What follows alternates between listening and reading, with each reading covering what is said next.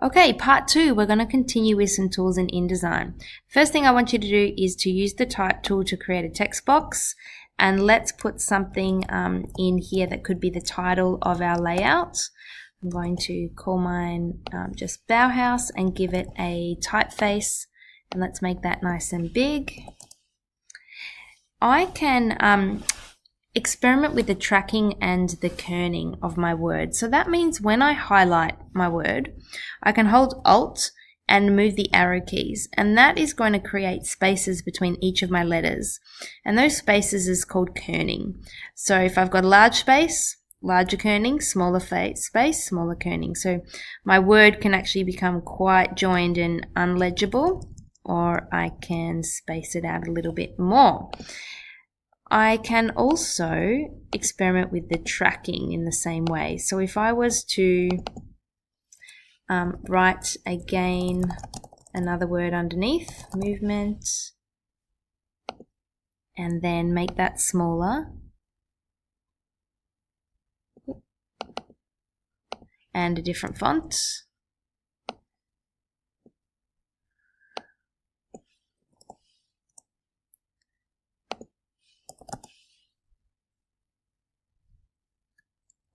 like you guys can do as well.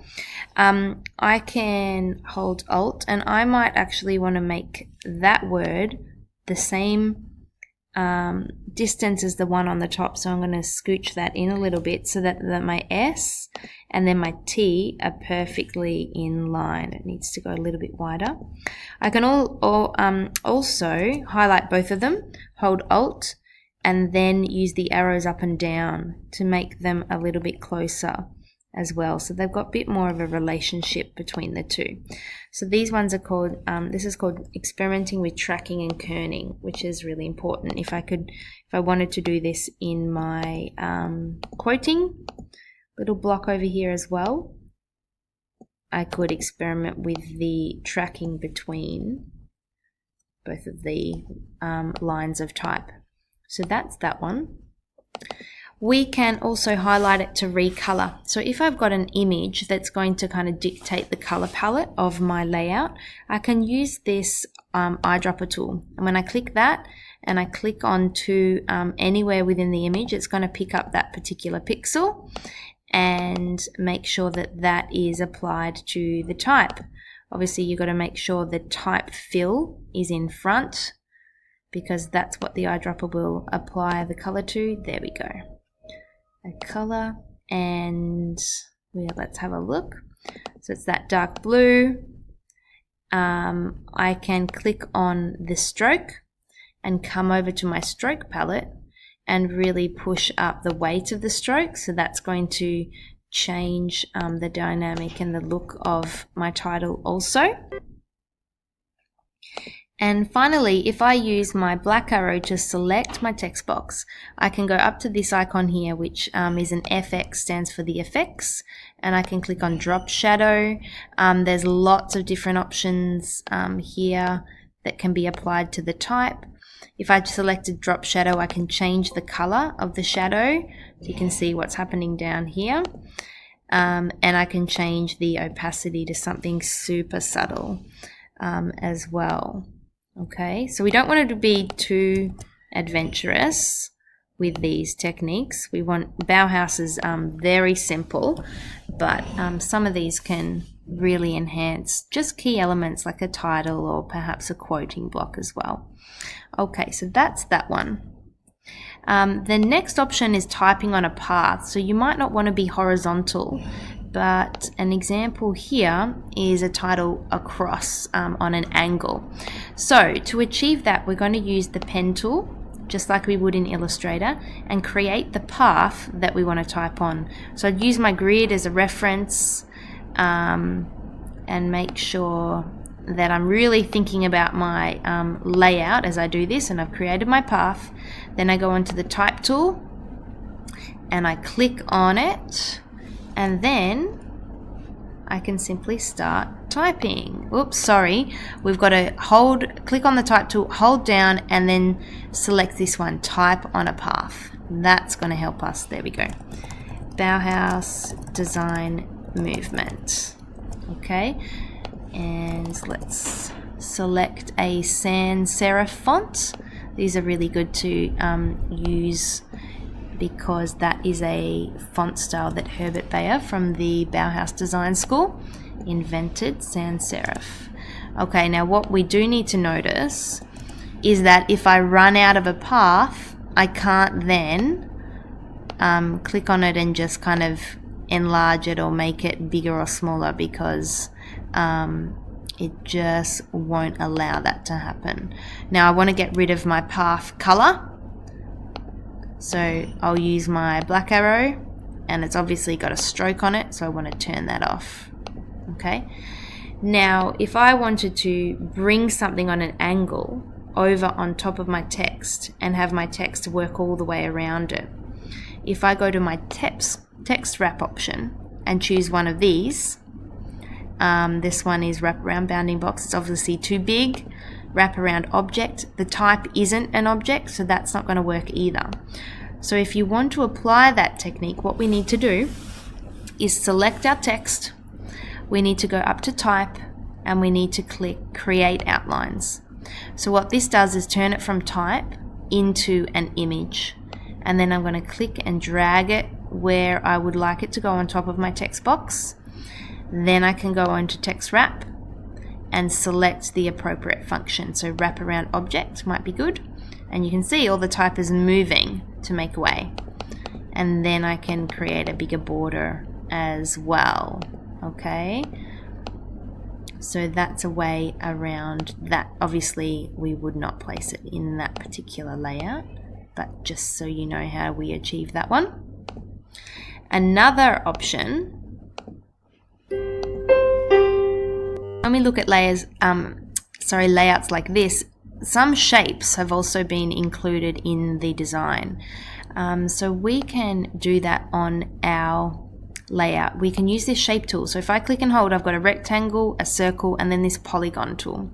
So I'm going to use the polygon. I'm going to click on my page, and then I'm going to dictate how many sides. So I want 3 to create a triangle.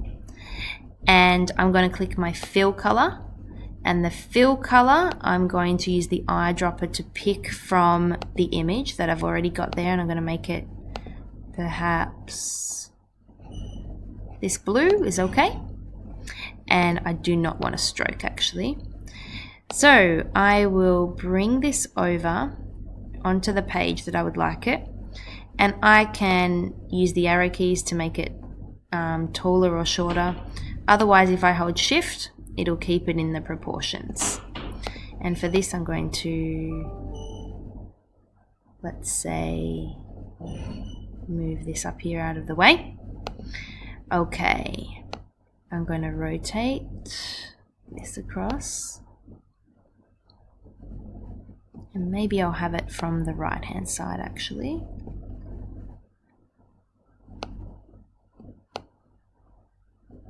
There we go. I'm just looking at my grid and seeing where I can really align the top of my triangle point to, and I kind of like it aligning in the middle. And I might move it down a little bit so it's within that bottom right hand section of my grid there. Okay, so now I'm going to go to text wrap. I'm going to click my wrap around the object or the shape, and I'm going to create quite a big border. Quite a big border. I think I'm going to remove that image and maybe bring this text box up, and perhaps even my quote, so I've got a little bit more space. And let's see how that page looks right now. Yeah, that's looking a little bit better. So I've got a quote, I've got a design element, and then I've got my type. It's possibly still quite a lot of text heavy there, so I might need perhaps a bigger margin, so more space around the outside of the page. That might help the look of that particular layout just there. Okay, what else have we got? Might actually create some more space around the outside of my page right now, and I can do that by going to pages, and I just want to select page number 3, the one that I'm working on, and I'm going to go to layout and look at my margins, and I'm just going to increase my margins. You can see that red and purple margin coming in and being smaller, so I'm at 20 millimeters. Let's just try that to start with. 20 millimeters. Okay. So I'm going to grab my text box and just bring that in to where my margins now are. Okay, I'm going to delete this one, and the reason I'm going to delete it is because you'll notice now I've got this little red box here, and that's saying I did have type there, but now we can't see it because I've made my text box smaller. So I'm going to click on the text box, on that little, red cross, and I've got all the type there underneath my arrow. So if I click, hold and drag and create my text box, it is going to fill the new one with what was left over. So that's important when you're doing that with your essay. You want to make sure your paragraph flows on to the next one. And I'm going to fill the rest of that with placeholder text, so I'm highlighting it and just click fill with placeholder text so it goes all the way down, and move the start, the beginning letter as well. Can I move it? So already I much prefer that space around the border. It just gives it's a little bit easier to read, a little less cluttered also.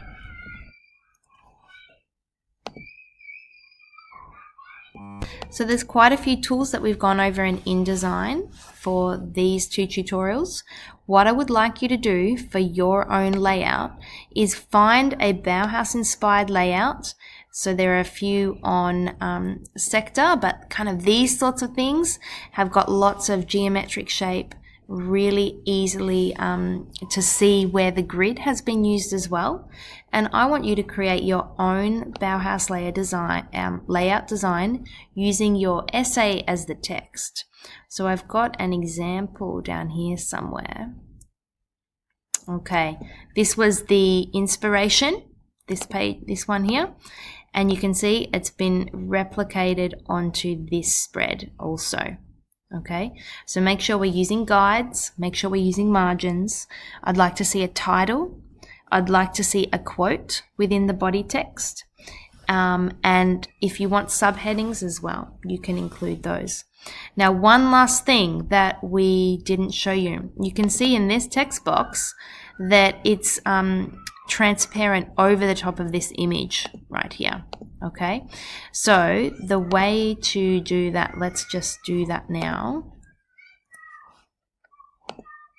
The way to do that is we create our text box, and it's going to go over the top of that image. And let's see, type fill with placeholder text. Okay, and I really can't see the type there, can I? So I'm going to click my black arrow, select my text box, and I'm going to click on the fill color. I'm going to go to my swatches and make sure it's all white. Okay, then I'm going to go up to window and select effects. And in effects, I can change the opacity down to 75%. Okay, even maybe say 60, so I can see that a little bit more clearly. And obviously my quote needs to, I can go right click, arrange, bring to front. Alright, so on sector you will find all of your instructions. You will also find the handout with all of these tools and tips on, and I would like to see those submitted next Tuesday.